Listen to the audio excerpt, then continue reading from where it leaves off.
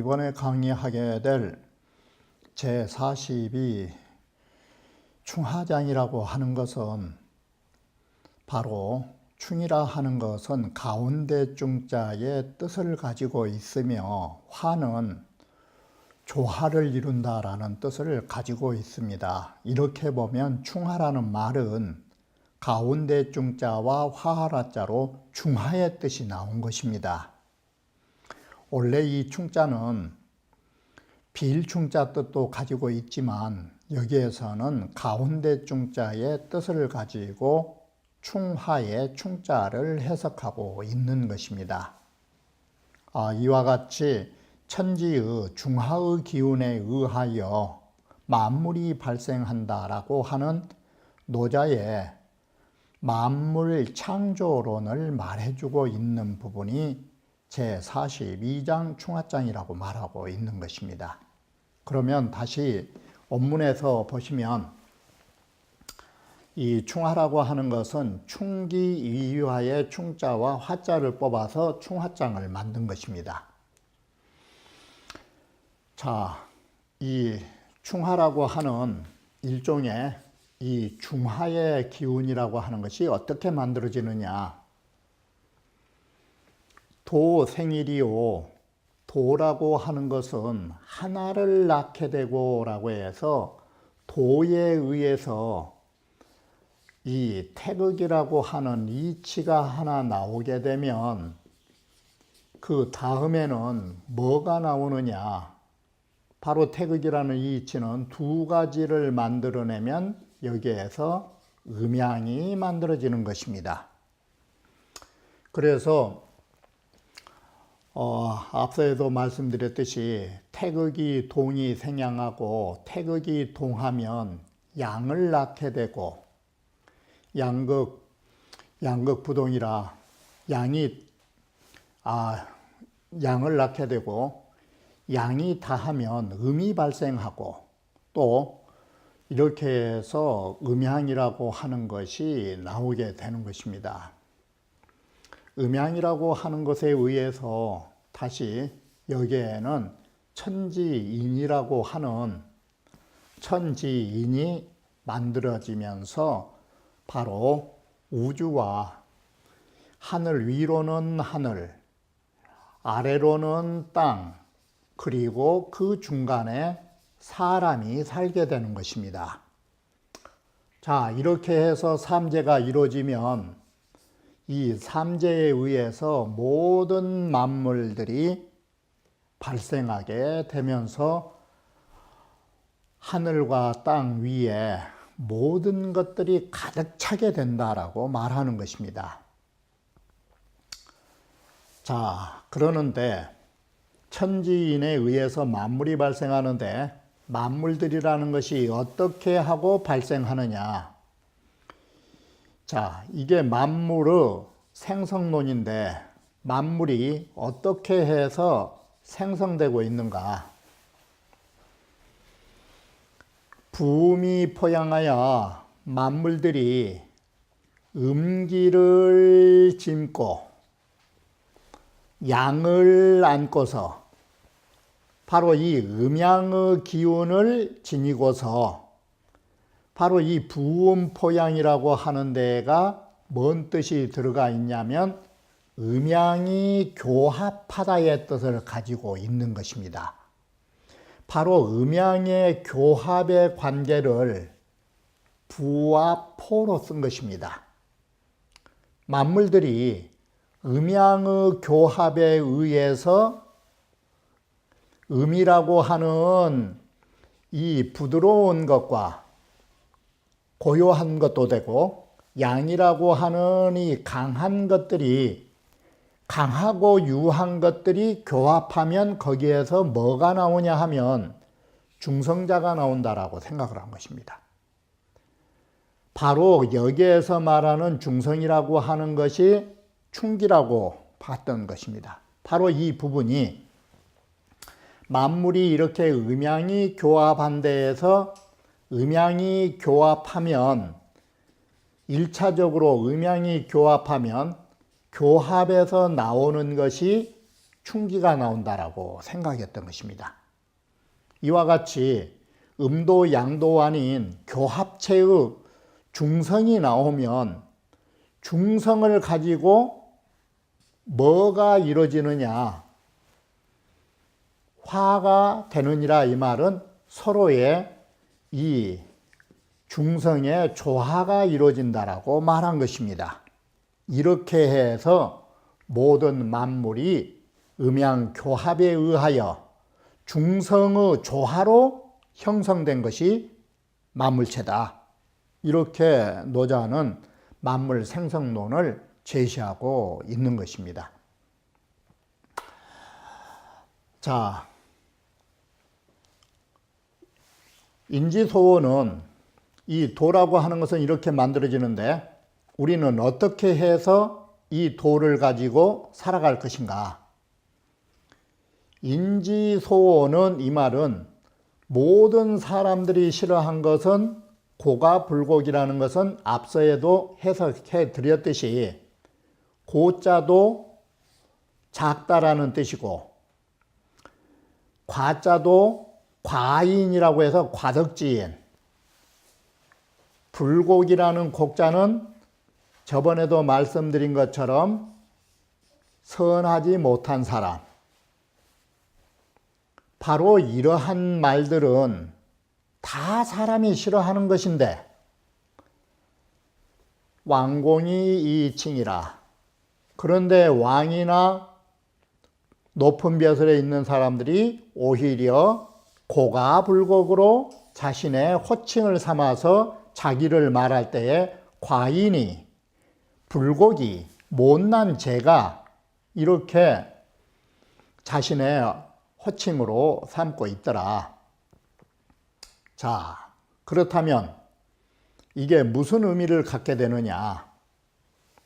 고로 무로혹 선지이기요. 그래서 이 세상의 모든 사물의 이치는 혹 덜어내면 내 것을 자꾸 들추어서 덜어내면 오히려 더 도움을 받아들이고 라는 말은 이 손자가 뭔 뜻이냐? 이 손자가 주역의 뜻으로 보시면 이 손자가 어떤 뜻을 갖게 되냐면 겸자 뜻인 것입니다. 이건 뭐냐? 공자께서 말씀하신 주역의 겸께 단전에서 말했듯이 겸수이기라. 겸손하면 더 큰 도움을 받게 된다. 바로 손지이기라는 말이 덜어내면 덜어낼수록 더한 것을 받아들인다 이 뜻인 것입니다. 반대로는 뭐냐? 만초손이라. 모든 것이 가득 차면 뭘 불러들이느냐? 오히려 손해를 불러들인다. 혹 익지손이 뭔 뜻이냐? 익자가 나한테 더한다라는 것은 나한테 채우면 채울수록 이 소리가 되는 것입니다. 채우면 채울수록 나는 대대 채워진 게 아니라 손해를 불러들인 것이다. 이게. 그래서 고과 불곡이라고 하는 말, 이게 어디에 해당되냐? 왕공들이 겸손하는 말이다. 겸손하면 겸손할수록 더 큰 걸 받아들여서 왕의 자리를 유지할 수 있는 것이다. 자, 그러면 소교를 아역교지라. 가르쳐야 할 바를 이 말은 이 바소자가 뭘 말하느냐? 가르쳐야 할 대상 자료를 아역교지라. 내 또한 가르치고 있다. 그러면 여기에서 가르치려고 하는 대상이 뭐냐? 위에 글로 본다면 손자다. 겸손하게 큰 걸 받아들여야 된다. 결국은 이 글은 항상 노자가 생각한 것은 뭔 뜻이냐? 이 강량을 보면 곧 파악할 수 있는 것인데, 강자의 반대가 뭐냐? 유자다. 다시 말하면 유약이다. 이것은 앞에서 말한 것처럼 노자의 주류된 사상은 약자는 도지 용이라 언제나 말씀드렸듯이 항상 이 유약하게 가지는 거, 이게 도의 작용이다. 바로 이것을 우리는 가르쳐야 할 것이고 나는 그걸 가르치고 있다. 바로 이 유약을 나는 가르친다. 이게 만약에 유약하지 못하고 강량한 자나 뻗세고 어깃장 부린 사람들은 어떠느냐? 부득기사 하나니 그 재죽음을 얻지 못한다. 이 말을 바꾸면 뭔 말이 되느냐? 강자난 사지도라. 바로 이 강하다라는 거, 이것은 곧 죽음의 무리이다. 이 말은 약자는 도지용의 반대 개념이 되는 것입니다. 왜 우리가 도의 작용으로 약하게 살려고 하느냐? 이 도자를 딱 바꿔버리면 도라고 하는 것은 결국 살려고 하는 것이다. 우리가 살아남는 법이 약한 것이다. 그러므로 반대로 강하면 죽는다. 그래서 공자 제자 가운데서도 유야난 차로 너는 공자께서 항상 탄식하신 것이 유야난 부득기사로다. 유는 그 재죽음을 얻지 못할 것 같은데 라고 걱정하신 거예요. 바로 이렇게 해서 내가 가르치는 것은 뭐냐? 바로 유약이라는 것을 내가 가르친다. 유약이라고 하는 것을. 가르쳐야 할 것을 내가 가르치는데 뭘 가르치느냐? 유약을 가르친다. 강하면은 죽는다. 그러므로 오장이 교부하리라. 나는 장차 이것으로서 교부를 삼으리라. 가르침의 종주를 삼으리라. 바로 뭐가 가르침의 종주가 될까? 유약. 바로 이것이 내가 소위 모든 사람들에게 전해야 할 가르침이다. 이게. 자, 조금 전에 말했듯이 다시 오시면 충지라고 하는 것은 이 중성으로 학위를 가진 것인데, 세 번째는 왜 천지인이 되느냐? 일천이지가 하나의 하늘과 두 개의 땅이 합하면 삼이 된다. 이것은 천지인 삼재를 삼은 것이 아니라 3이라는 숫자를 또다시 어떤 방법으로 해석하고 있느냐? 천자는 양이니까 이 양이라는 홀수와 이라고 하는 것은, 땅이란 것은 음이고 이라고 하는 것은 뭐냐? 짝수다. 홀수인 하나와 짝수인 둘을 합하면 바로 이것이 셋이 된다. 이렇게 해서 이생삼이라는 것도 말한 경우가 있다라는 것입니다. 그러나 이것은 어디까지나 이 말은 논리적으로는 맞지만 삼재하면은 대체로 천지인으로 보고 있다라고 합니다. 도는 이랴라. 도라는 것은